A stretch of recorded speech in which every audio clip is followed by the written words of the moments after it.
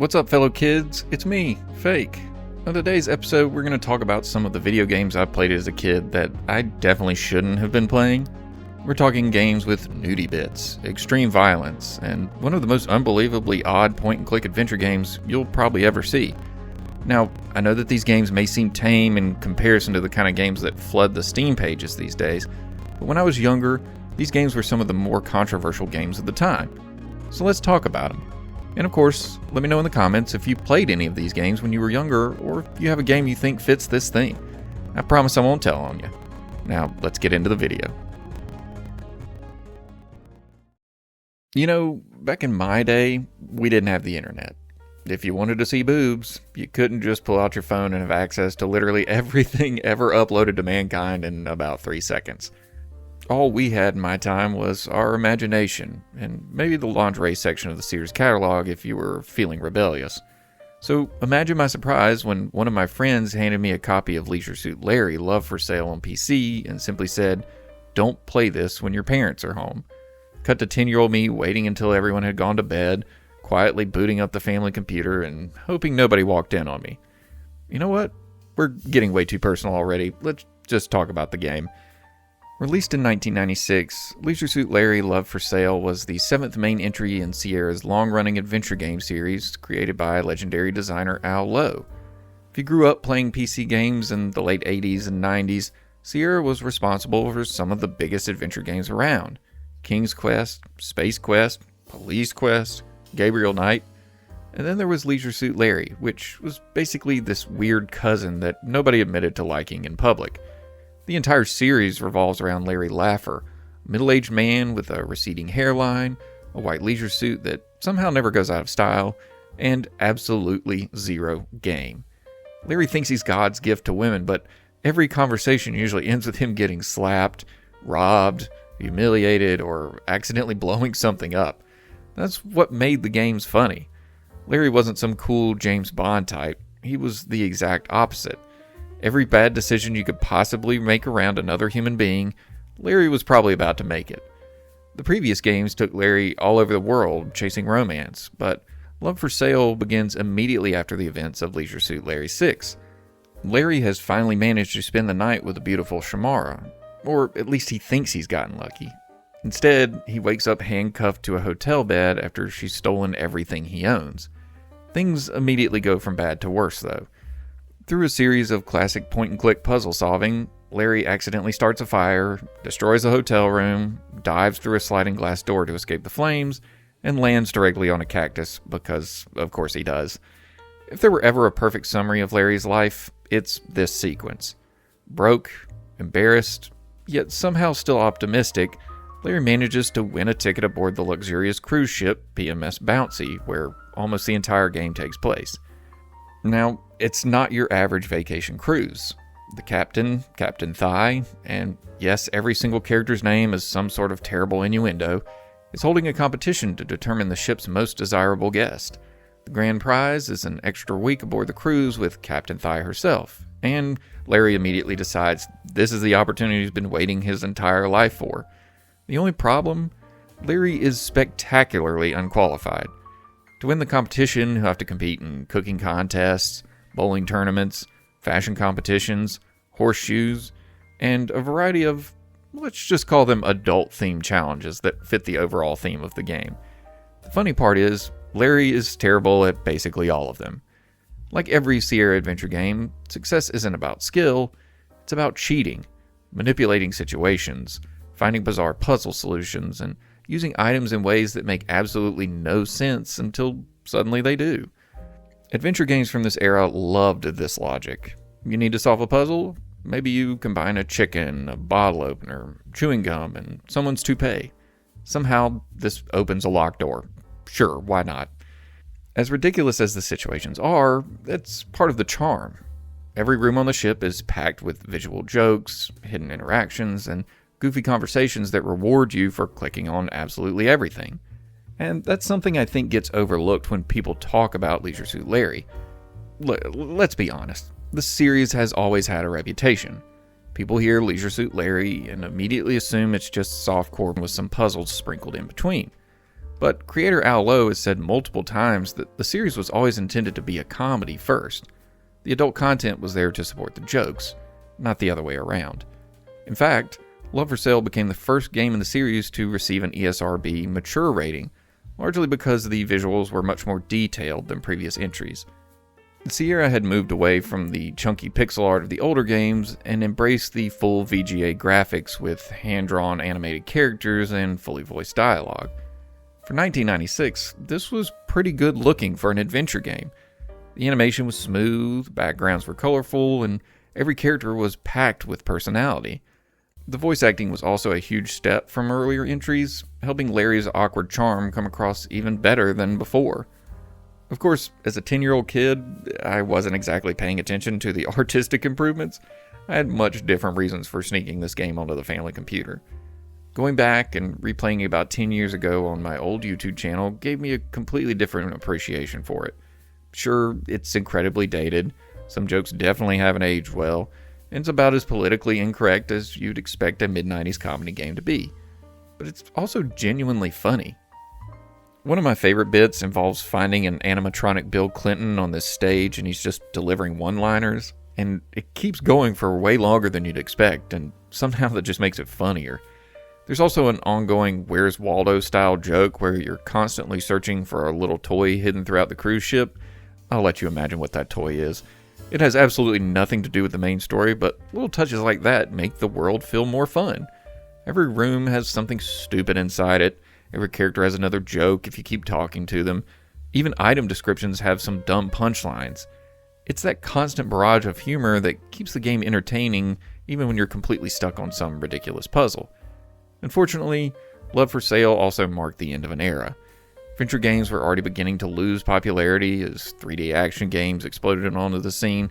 Sierra itself would soon begin changing direction before eventually being sold off, and many of its classic franchises slowly fading away. Larry would return several times over the years, but none of these games ever quite captured the same magic as the original run. It's kind of fitting, honestly. Larry spent decades chasing something he could never quite catch, and in a strange way, the series ended up doing the same thing. Now, would I recommend you play Leisure Suit Larry Love for Sale today? Probably not. Unless you're already a fan of classic point-and-click adventure games, a lot of the puzzles are going to test your patience more than your intelligence. But if you're curious about one of gaming's strangest comedy franchises, or you just want to experience a piece of gaming history, it's worth checking out. Just maybe don't play it when your parents are around, even if you're 38 like me. Some habits just die hard. Now we move from the risque to the completely unhinged. If Leisure Suit Larry was the game your parents didn't want you playing because it had boobs, Postal 2 is the game politicians didn't want anyone playing because they thought it was going to turn us all into homicidal maniacs. Released in 2003 by Running with Scissors, Postal 2 puts you in the shoes of the postal dude, a guy whose only goal for the week is to knock out a handful of completely ordinary and mundane errands before heading home to his trailer. On paper, it's the most boring premise imaginable. Buy some milk, pick up your paycheck, return a library book, get an autograph. It's basically a to-do list stretched across 5 days. The problem is the town of Paradise might be the single worst place on earth to run errands. Everyone is completely insane. Within minutes, you'll run into protesters screaming at each other, convenience store robberies, armed police, cult members, religious extremists, conspiracy nuts, and people who seem genuinely offended that you had the audacity to exist in the same zip code as them. Nearly every person you meet is rude, aggressive, or just looking for a fight.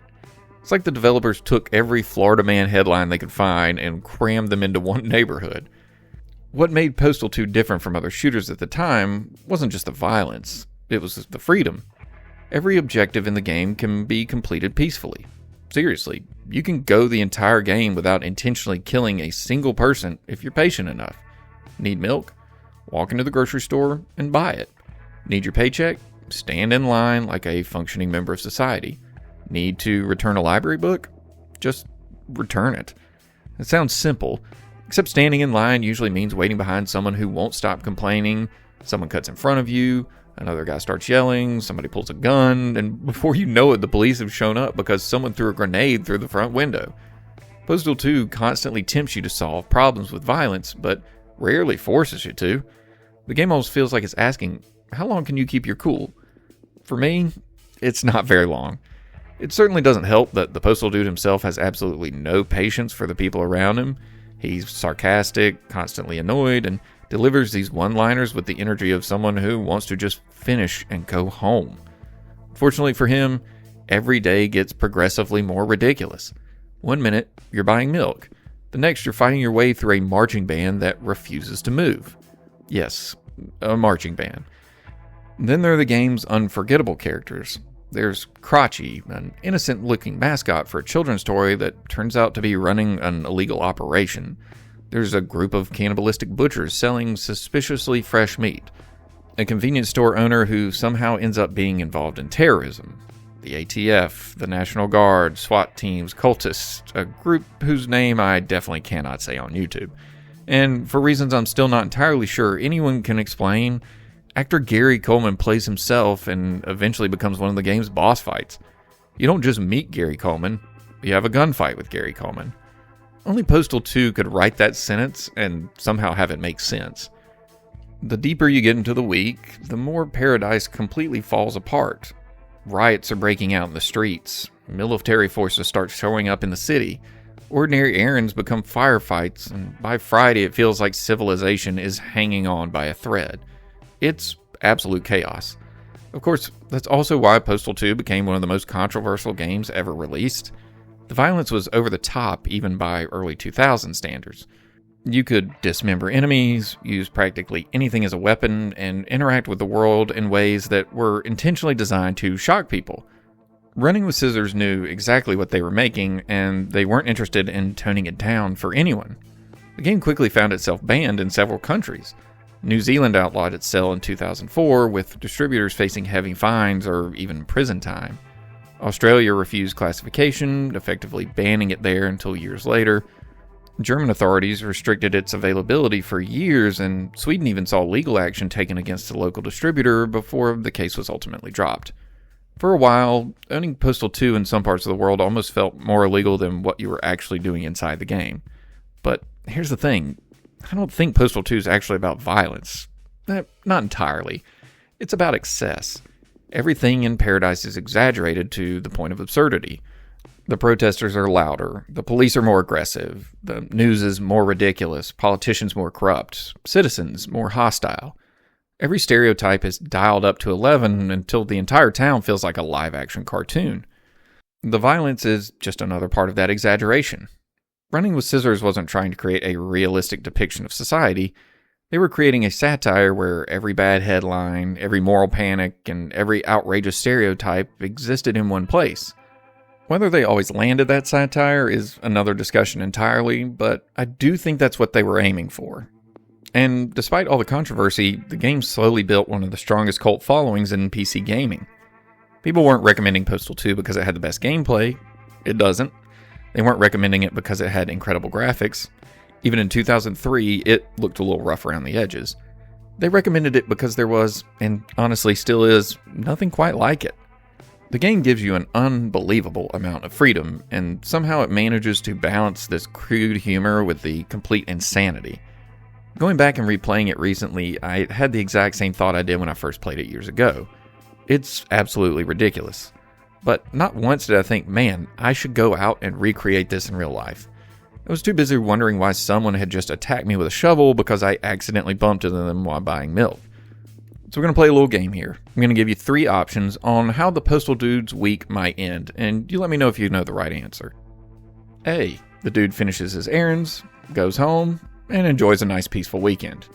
B. Gary Coleman finally gets revenge and blows Postal Dude to smithereens. Or C. The apocalypse begins. If you guess C, congratulations. The end of the world starts, society completely collapses, military forces swarm Paradise, and somehow the Postal Dude still manages to finish his to-do list. He finally returns home to his trailer, where his unseen wife immediately starts complaining that he forgot the Rocky Road ice cream. After surviving a week of idiots, riots, cults, police shootouts, Gary Coleman, and the literal apocalypse, this is what gets him. A single gunshot rings out from inside the trailer, the credits roll, And somehow that's one of the more normal endings in this video, because believe it or not, we still haven't reached the weirdest game we're talking about today. Let's talk about Harvester.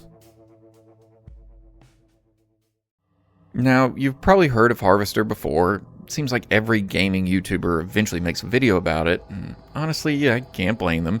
It's one of those games that almost feels like a fever dream.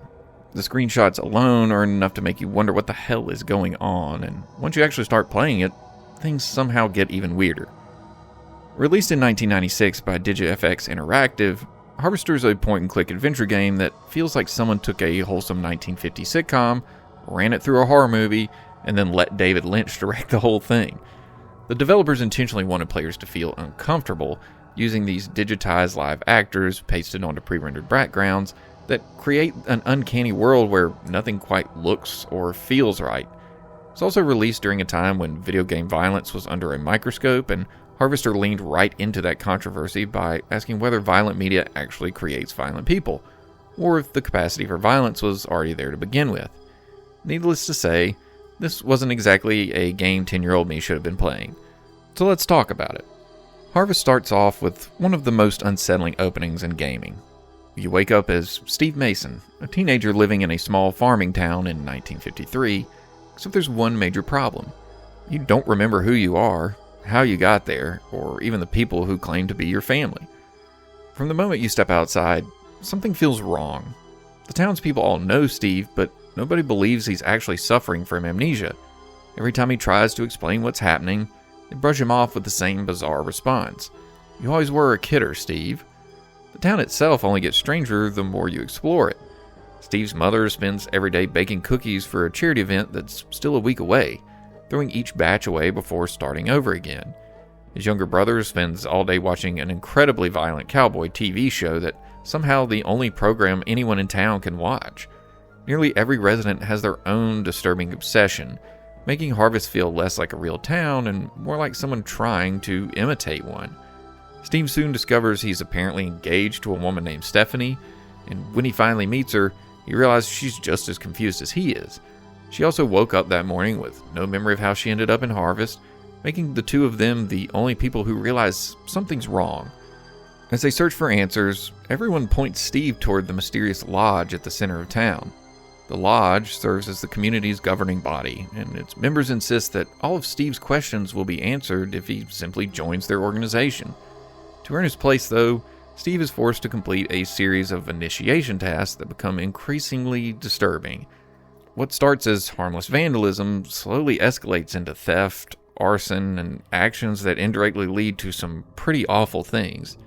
With each task, the line between right and wrong becomes a little more blurred, and Steve begins questioning whether the town is changing him or simply revealing who he really is. Eventually, Steve is invited into the lodge itself, where this game takes a very surreal turn. The building is filled with twisted versions of familiar places, each one presenting puzzles and moral lessons that completely invert traditional ideas of what right and wrong is. Charity is portrayed as meaningless, compassion as weakness, and selfishness as something to be celebrated. Everything Steve has experienced up to this point suddenly starts to make sense. At the very top of the lodge, the truth is finally revealed. And spoiler alert if you don't want to know about the ending of Harvest, but here we go. Harvest isn't a real town at all. The entire world is this elaborate virtual reality simulation created by scientists running a psychological experiment. Steve and Stephanie are the only real people inside the simulation. Every strange person, every disturbing event, and every impossible situation was designed to manipulate Steve's morality and see if an ordinary person could be conditioned into becoming a serial killer. The experiment ends with one final test. Steve is given a choice: murder Stephanie and embrace the violent person the simulation has tried to create, or refuse and accept that both of them will be rendered brain dead in the real world. If he refuses, the scientists promise that Steve and Stephanie will live out an entire lifetime together in the simulation before peacefully dying, even if only a few seconds pass outside of it. Depending on your decision, Harvest ends in two very different ways. Choosing violence reveals that the experiment has succeeded, as Steve awakens in the real world, completely transformed into a remorseless killer. Choosing compassion Sid allows Steve and Stephanie to spend a full lifetime together in the simulated town, while the scientists watch in disappointment as their experiment ultimately fails. It's a bleak ending either way, but it's also what makes Harvest so memorable. Beneath its bizarre characters and disturbing imagery, it's this game that's constantly asking whether people are naturally violent or whether cruelty can be taught. And even decades later, it's still one of the strangest psychological horror adventures ever made. So what did you think? Have you played any of these games before? Played anything like them? Let me know down in the comments below. I'd love to hear from you. Thank you, as always, for taking time out of your day to spend it with me and watch this video. I truly appreciate you. Thanks for being here. If you're new here, maybe think about going down, clicking that subscribe button, the like button, and ringing that notification bell if you want more videos like this in the future. As always, thank you to our members, Ahead of the Curve, Notch Johnson, Michael Roberts, Wafflecopter, Fourth in a Dynasty, and Little Schizomaster. Appreciate you, I love you, and I'll see you in the next video. Bye-bye.